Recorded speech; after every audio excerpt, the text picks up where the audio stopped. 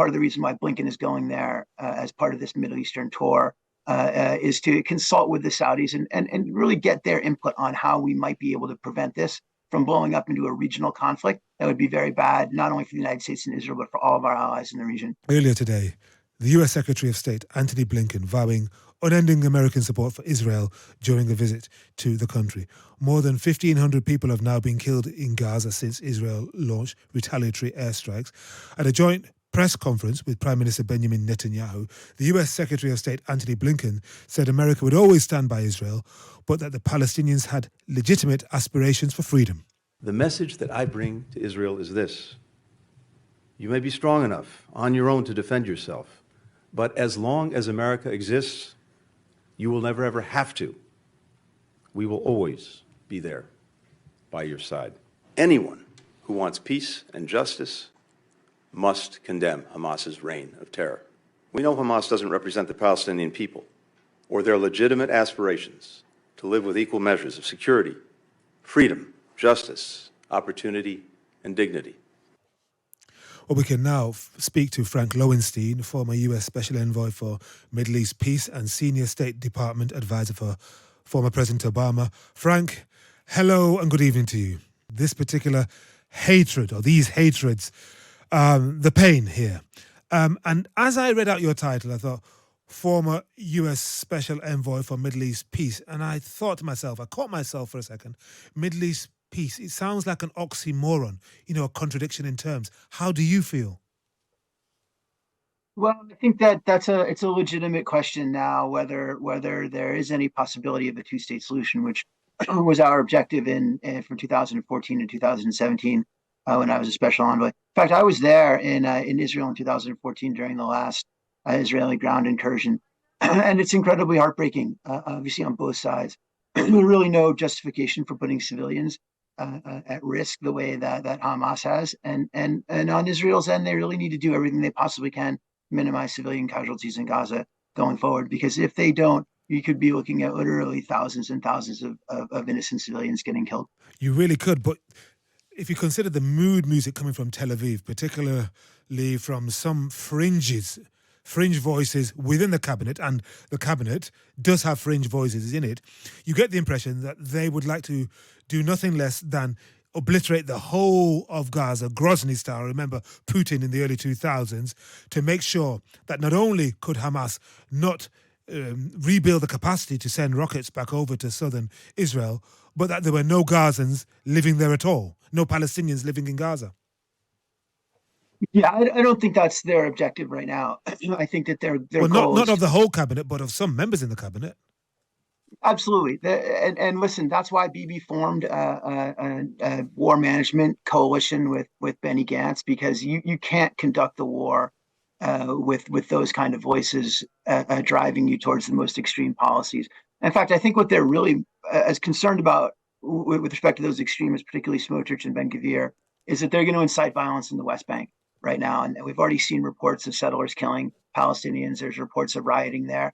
And in May 2021, when last time Israel fought a war on Gaza, it spread to the West Bank, also to Israel proper, by the way. But I think that they're most concerned right now about preventing this conflict from spilling over into the West Bank, which would cause immeasurable problems for the Israelis and of course, also for the Palestinians. And today is very, very important because we have Antony Blinken, looking at a picture of him and Benjamin Netanyahu on the front page of the Guardian newspaper, saying, I come before you not only as the US Secretary of State, but also as a Jew, but also suggesting that Israel must consider restraint, democracy, humanitarian or human values.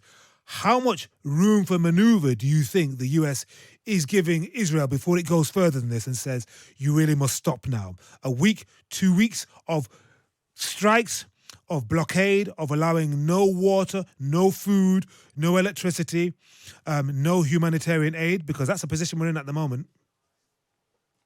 Yeah, it's a great question. And I thought I've been in Tony's shoes before with Secretary Kerry, and it's a very delicate balance there.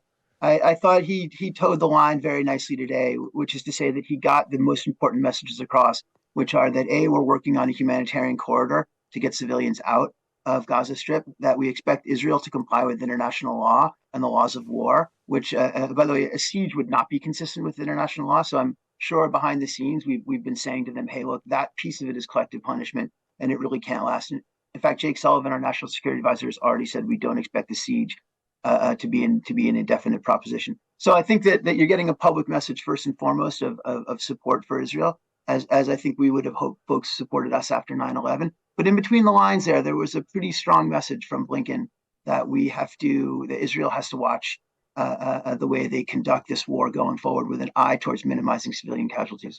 And what about the wider geopolitics of this, Frank? We have the Crown Prince of Saudi Arabia, Mohammed bin Salman, speaking to the Iranians, speaking to President Raisi. And who would have anticipated that before this? And indeed, some have said the reason why Hamas did this atrocity at this time was to scupper any furthering of the Abraham Accords.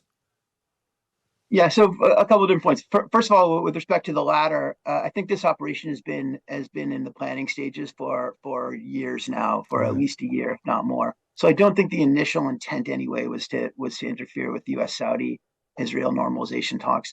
I'm sure the Iranians are delighted with that. I wouldn't be at all surprised if they were encouraging, in a general sense, in any event, steps that would stand in the way of that process. But with respect to bin Salman and talking to the Iranians, it was interesting what he said, which was to condemn Israeli war crimes, right? And what that says to me is that what bin Salman's concerned about most right now is his domestic politics. And I think he's expecting that there's going to be a lot of uproar on the streets as this battle unfolds over the course of the next weeks, and I'm afraid to say months. And that there's going to be horrible images of Palestinians in Gaza caught in the crossfire, women and children being killed. And that's going to cause blowback to him politically at home. So I think he's trying to get out ahead of that right now. But the other thing I would suggest on that one, and I've had many meetings with bin Salman over the years, what he says publicly and what he says privately are two different things. And I think part of the reason why Blinken is going there as part of this Middle Eastern tour is to consult with the Saudis and really get their input on how we might be able to prevent this from blowing up into a regional conflict that would be very bad, not only for the United States and Israel, but for all of our allies in the region. Frank, thank you very much indeed for your voice of experience. That's Frank Lowenstein, former US Special Envoy for Middle East Peace and senior State Department advisor when Barack Obama was president of the United States.